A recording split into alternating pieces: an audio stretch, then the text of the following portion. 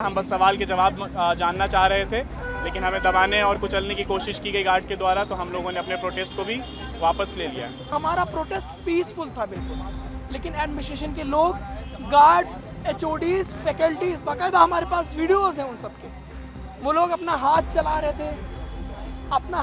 रहे थे, हमारे लड़कियों को मारा गया, हमारे लड़कों को मारा गया।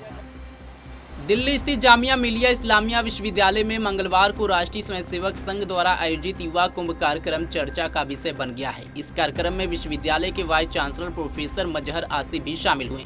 मंच से दिए गए उनके संबोधन का एक वीडियो अब सोशल मीडिया पर तेजी से वायरल हो रहा है, जिसमें उन्होंने खुले तौर पर कहा कि हम सभी भारतीयों का डीएनए महादेव का डीएनए है।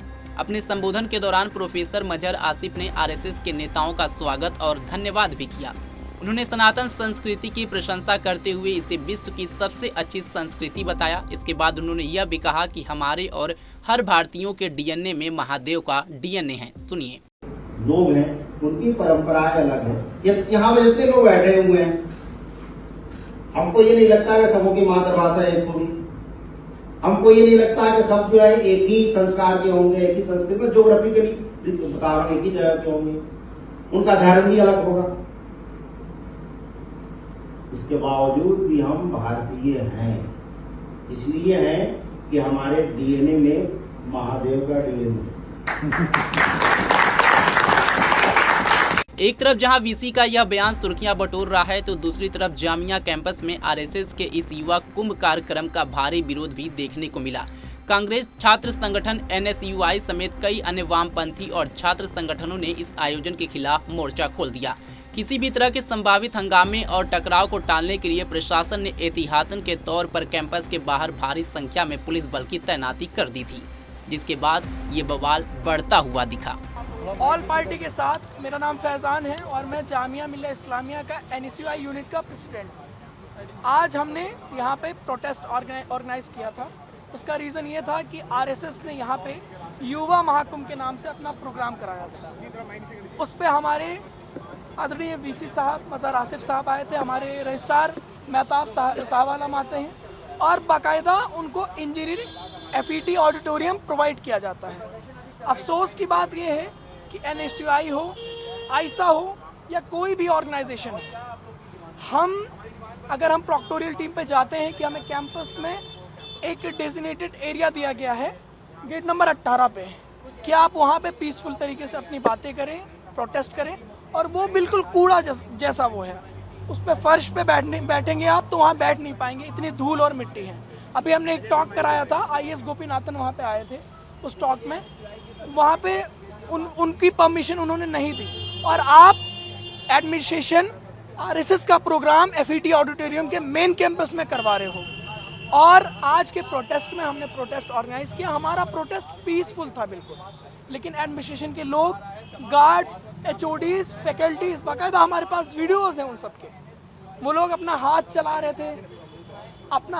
रहे थे, हमारे लड़कियों को मारा गया, हमारे लड़कों को मारा गया, हमारे स्टूडेंट को पीटा गया, और एबीवीपी के बच्चे जो बाहर से आए थे, जो आरएसएस के लोग थे, वो अब हमें मारने का प्लान करते हैं, और अंदर वो हमें आए रोकने, गार्ड्स रोके, एडमिनिस्ट्रेशन रोके प्रोटेस्ट करने को, वो हमें धक्का दे रहे हैं।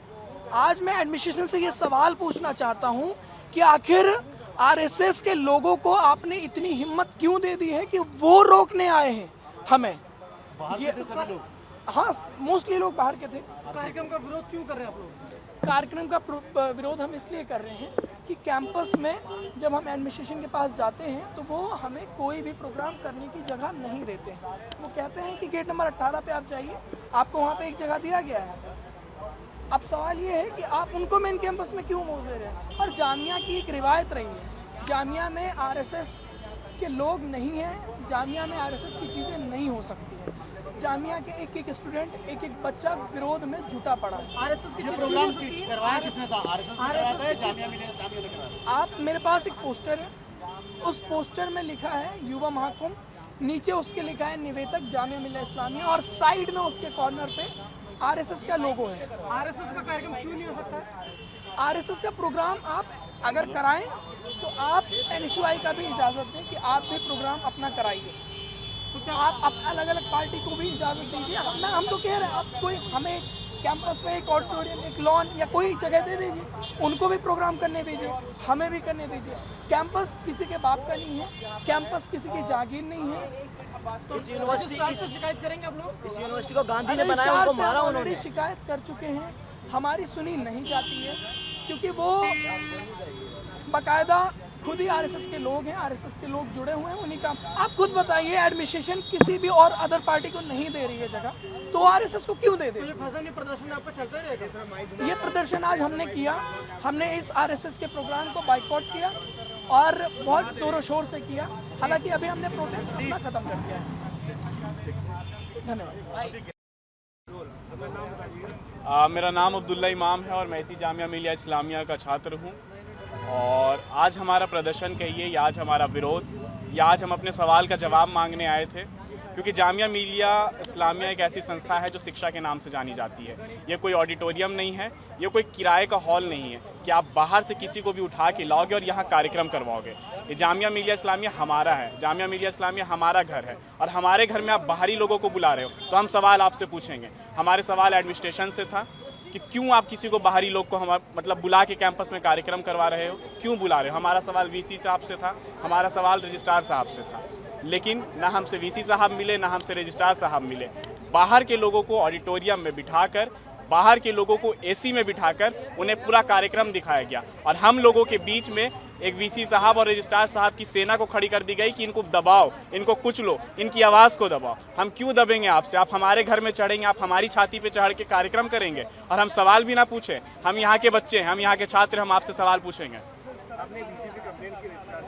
वीसी साहब और रजिस्ट्रार साहब हमारे सामने ही नहीं आए। मैंने पहले भी कहा कि उनसे सामने आने से पहले उनकी सेना हमारे लिए खड़ी कर दी गई थी, जैसे हम गुंडे हैं, हम बाहरी हैं और जो बाहर से अतिथि आ रहे हैं वो इनके अपने हैं।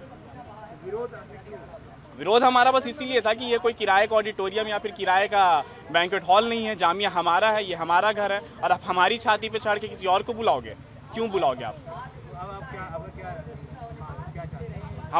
हमारी मांगे कुछ नहीं थी, हमने विरोध किया और विरोध करने के साथ हमने सवाल पूछा कि आज अब्दुल्ला आप कैमरे के सामने खड़ा है, लेकिन जामिया का हर एक बच्चा ये सवाल पूछ रहा है कि आखिर क्यों कार्यक्रम किया गया। हमारा प्रदर्शन खत्म हो गया, हम लोग का बहुत शांतिपूर्ण प्रदर्शन था। हम बस सवाल के जवाब जानना चाह रहे थे, लेकिन हमें दबाने और कुचलने की कोशिश की गई गार्ड के द्वारा, तो हम लोगों ने अपने प्रोटेस्ट को भी वापस ले लिया।